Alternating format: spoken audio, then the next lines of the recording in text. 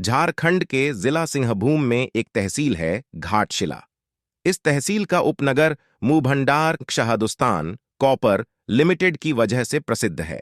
मुंहभंडार में जहां copper factory है, वहां पास में ही कॉपर कॉलोनी है, जो वर्कर्स के लिए बनाई गई है। इस कॉलोनी से थोड़ा हटकर मुंहभंडार वक्रस हॉस्पिटल है, जो स्थानीय लोगों के लिए बनाया गया है। सन 1969 में इस हॉस्पिटल में एक डॉक्टर तैनात था, प्रभाकरण। उसकी पत्नी डा शांति भी उसी अस्पताल में तैनात थीं। इस डॉक्टर दंपति को अस्पताल के प्रांगण में ही रहने के लिए बंगला मिला हुआ था। डॉक्टर प्रभाकरण शक्ल सूरत और व्यवहार से जितना असभ्य, बदमिजाज और क्रूर लगता था, डा शांति अपने नाम के अनुरूप उतनी ही शांत स्वभाव की थीं। डा प्रभाकरण और डा शांति के दो बच्चे थे, एक बेटा एक बेटी। दोनों बच्चे मुसाबनी कॉन्वेंट स्कूल में पढ़ रहे थे। डा प्रभाकरण असभ्य और बदमिजाज ही नहीं, बल्कि दिलफेंक भी था। अस्पताल की किसी डॉक्टर अथवा नर्स के साथ उसका चक्कर चलता रहता था। कई बार तो उसकी प्रेम कहानियों की चर्चा अस्पताल से बाहर कॉलोनी तक पहुंच जाती थी। यही वजह थी कि डामै शांति को पति की इन गलत हरकतों की वजह से कॉलोनी के लोगों की चुभती नजरों का सामना करना पड़ता था। कई बार तो क्लब वगैरह में मुनहफट अफसर कह भी देते थे, भाभी जी, डॉक्टर साहब को नकेल डालकर रखिए। इतनी काबिल और खूबसूरत पत्नी के होते हुए भी पता नहीं किस किस नाले का पानी पीते रहते हैं। डा शांति अपमान का घूंट पीने के अलावा कुछ नहीं कर पाती थीं। अस्पताल की सभी लेडी डॉक्टर और नर्सें एक जैसी नहीं थीं।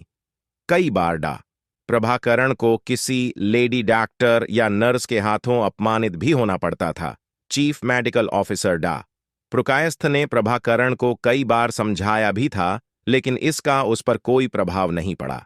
कड़वे मीठे अनुभवों के बीच जैसे तैसे जिंदगी गुजर रही थी, तभी डा शांति के जीवन में तूफान बनकर आई हेमा। हेमा डा प्रभाकरण की दूर के रिश्ते की बहन की बेटी थी और उसकी नियुक्ति बतौर nurse Tata main hospital Tata Nagar में हुई थी। पूर्व में हेमा डा प्रभाकरण से शादी के सपने देखा करती थीं। दोनों के रिश्ते की बात भी चली थी, लेकिन प्रभाकरण ने हेमा का रिश्ता ठुकराकर डा शांति से प्रेम विवाह कर लिया था। उस समय हेमा बहुत रोई थी। उसकी मां और बहन ने भी खूब हंगामा किया था। मुंहभंडार हॉस्पिटल से प्रतिदिन 2-3 मरीजों को एम्बुलेंस से 30-35 किलोमीटर दूर टाटा हॉस्पिटल टाटा नगर भेजा जाता था। इसकी वजह यह थी कि मुंहभंडार अस्पताल में पर्याप्त सुविधाएं नहीं थीं। गंभीर मरीजों को टाटा हॉस्पिटल भेजना पड़ता था।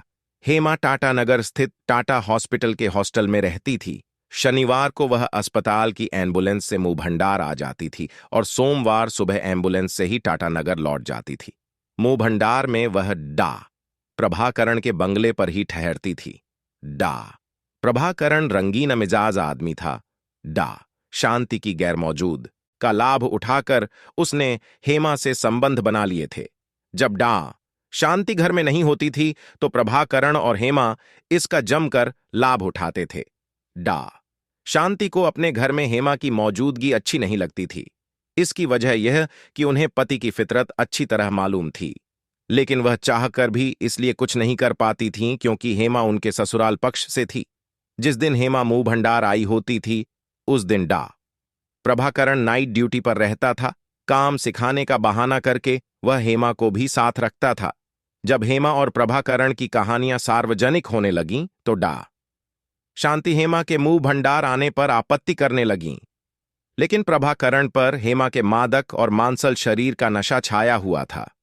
हेमा को लेकर डा प्रभाकरण और डा शांति के बीच अक्सर झगड़े और हाथापाई होती थी, जिसकी आवाजें बंगले के बाहर तक सुनाई देती थीं। सर्वेंट क्वार्टर में रहने वाले नौकर चाकर भी बंगले की कहानी खूब चटकारे लेकर सुनाते थे। ये अलग बात है कि उन सब की सहानुभूति डा शांति के साथ रहती थी। जैसे तैसे दिन गुजर रहे थे कि एक दिन खबर आई कि डा शांति का ट्रांसफर खेतड़ी कॉपर प्रोजेक्ट में हो गया है। चूंकि कॉलोनी छोटी थी, इसलिए इस बात को फैलने में देर नहीं लगी। महीने भर के अंदर ही डा शांति अपने दोनों बच्चों के साथ खेतड़ी चली गईं और वहां पर वक्रस हॉस्पिटल ज्वाइन कर लिया। इसके पीछे डा पुरुकायस्थ का हाथ था। दरअसल ऐसा करके उन्होंने अपनी मानवता का भरपूर परिचय दिया था।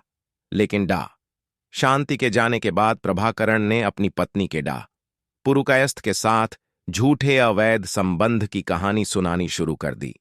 जबकि पत्नी और बच्चों के जाने के बाद वह खुद और भी ज्यादा धूर्त हो गया था। अब उसे कोई रोकने टोकने वाला नहीं था। हेमा का टाटा अस्पताल से मुंह भंडार आना जाना पूर्ववत चलता रहा। हेमा की पोंक्षष्टक मुंह भंडार वर्कर्स हॉस्पिटल में हो जाए, इसके लिए प्रभाकरण कलकत्ता ऑफिस में हर तरह से जुगाड़ बैठा रहा था। इसलिए अब हेमा ज्यादा दिन मोह भंडार में ही रहा करती थी। शांति के चले जाने के बाद प्रभाकरण और हेमा ने निर्लज्जता की सारी सीमाओं को पार कर दिया था। टाटा अस्पताल का हॉस्टल छोड़कर वह मुंह भंडार में ही रहने लगी थी। ड्यूटी के लिए अब वह मोह भंडार से ही हॉस्पिटल की एम्बुलेंस से टाटा नगर आना जाना करने लगी थी। प्रभाकरण के साथ साथ रहने की बातें धीरे धीरे पुरानी पड़ने लगी थीं। प्रभाकरण और हेमा जल्दी ही केरल जाकर शादी करेंगे। इसके लिए प्रभाकरण ने डा शांति को तलाक का नोटिस भेजा है। जैसी बातें लोगों को अक्सर सुनने को मिलती रहती थीं, लेकिन कॉलोनी वालों को यह सब सुनने जानने में अब कोई दिलचस्पी नहीं थी।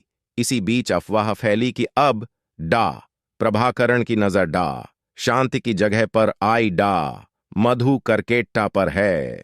उसे रिझाने के लिए वह उसके आगे पीछे घूम रहा है। प्रभाकरण संथाली सौंदर्य डा मधु करकेट्टा का उपासक बन गया है। यह जानकारी मिलते ही हेमा किसी घायल नागिन की तरह फुफकार उठी। आए दिन दोनों के चीखने चिल्लाने की आवाजें हॉस्पिटल परिसर में गूंजने लगीं। ऐसी बातों को फैलाने में सर्वेंट क्वार्टर में रहने वाले ही हवा देते थे। मुंह भंडार हॉस्पिटल में हेमा की नियुक्ति होना निश्चित हो गया था कि अचानक हेमा केरल चली गई। उसे केरल के किसी हॉस्पिटल में अच्छी नौकरी मिल गई थी। यह बात प्रभाकरण ने लोगों को खुद बताई थी। हेमा के जाने के ठीक 1 महीने बाद उसके पिता और भाई उसे समझा बुझाकर केरल ले जाने के लिए मुंह भंडार आए, लेकिन हेमा वहां नहीं थी। जब प्रभाकरण ने उन्हें बताया कि हेमा 1 महीने पहले ही वहां से चली गई है तो उन्हें आश्चर्य हुआ। हेमा केरल पहुंची ही नहीं थी। वहां उसे कोई नौकरी मिलने वगैरह की कोई बात भी उनके सामने नहीं आई थी। उसने केरल आने की खबर भी नहीं दी थी। सोचने वाली बात यह थी कि हेमा केरल नहीं गई तो कहां गई। अगर प्रभाकरण ने उसे केरल जाने वाली ट्रेन में बैठाया तो फिर वह रास्ते में गायब कैसे हो गई, जैसे कितने ही सवाल मुंह बाएं खड़े थे।